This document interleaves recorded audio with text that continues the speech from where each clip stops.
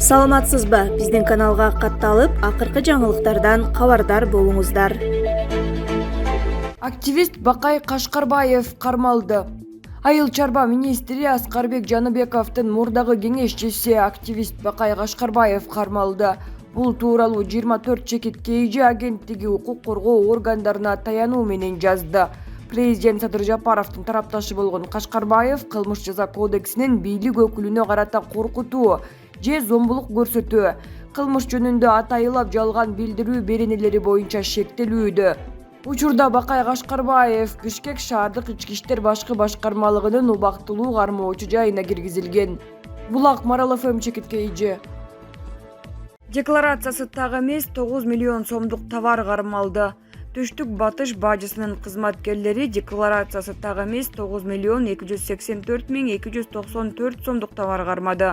Бул тууралуу мамлекеттик бажы кызматы билдирди. Бул товарлар ЯЭПтин бажы чек арасынан мыйзамсыз товар алып өтүү фактыларын аныктоо иштеринин жүрүшүндө табылган. Жалпы салмагы 19 тонна 239 килограммды түзгөн буюмдар ДГЮ ЖЧКсынын дарегине келаткан. Бул факт кылмыштардын жана жоруктардын бирдиктүү рейстерине маалыматтык журналына катталып көрүлгөн чаралардын натыйжасында алдын ала төлөмү 1 миллион 957 миң 658 сомду түздү. Булак Марал ФМ чекит КЖ. Султанбаев президенттин чек ара боюнча айткандарын айрымдар бурмалоодо.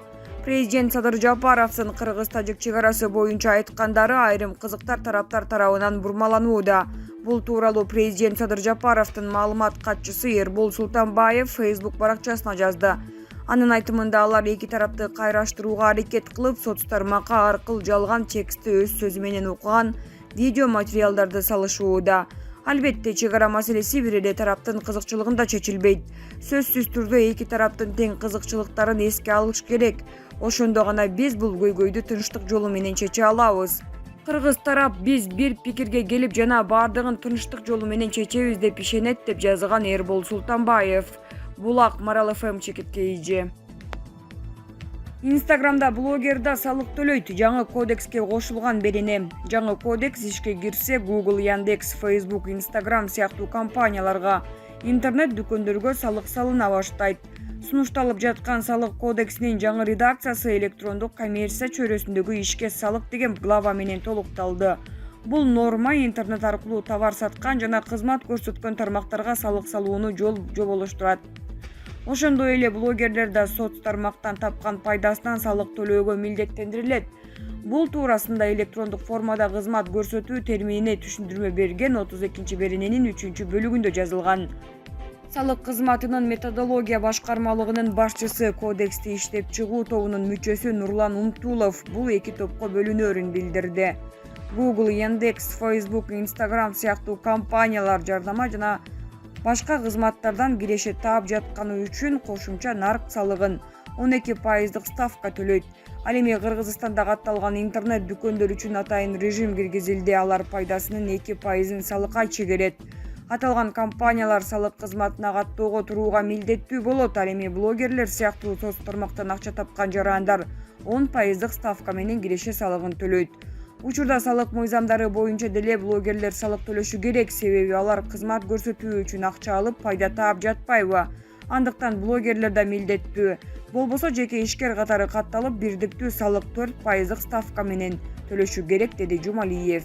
Салык кодексинин долбоорунун маалыматтык негиздемесинде учурда электрондук коммерция чөйрөсүндөгү иштерге салык салууну башкаруу мүмкүн эместиги, колдонуудагы мыйзамдарда салыктын ушул түрү каралбаганы белгиленген.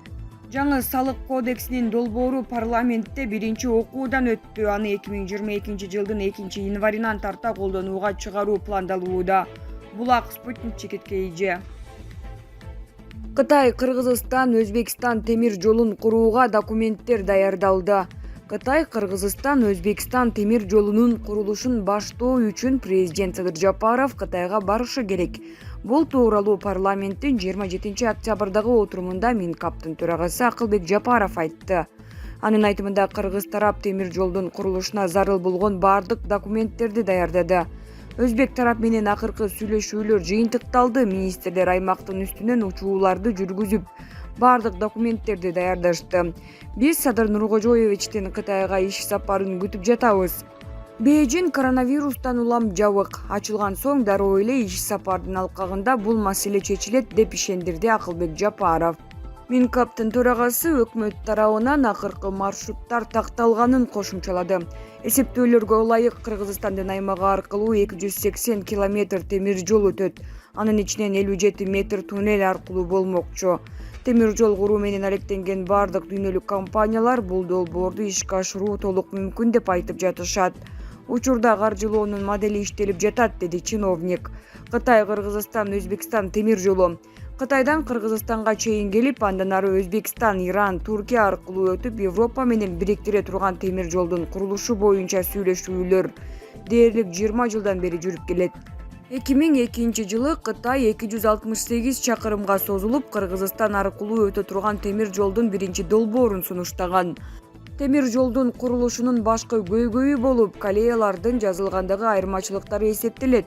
Кытай 1435 мм түзгөн эл аралык стандартты пайдаланат. Кыргызстан жазылыгы 1520 мм болгон советтик стандартты пайдаланат. 2015 жылдын башында Кыргызстан транспорт министрлиги Кытай менен темир жол куруу боюнча сүйлөшүүлөрдү жанданткан ТЭО даярдала баштаган. Тараптар алдын ала Кыргызстан аркылуу өтчү жолдун курулушунда советтик стандартты колдонууну макулдашкан. Ошондо Кыргыз темир жолдун курулушу учурда курулуусу пландалып жаткан түндүк-түштүк бириктирген альтернативдүү унаа жолуна параллель курулушу мүмкүн деп айткан. 2015 жылдын ноябрь аягында Кытай темир жол корпорациясынын башкы инженери Хэ Хуай Кытайдын Иранга чейинки жогорку ылдамдыктагы темир жолдун долбоорун сунуштаган. Жолдун аренасындагы акыркы сүйлөшүүлөрдү 2021 жылдын майында Кыргыз ТЭМИнин башчысы Руслан Казакбаев жана Кытайдын тышкы иштер министри Ван И жүргүзүшкөн.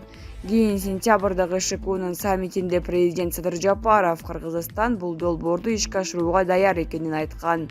Булак клуб Чекит Азия.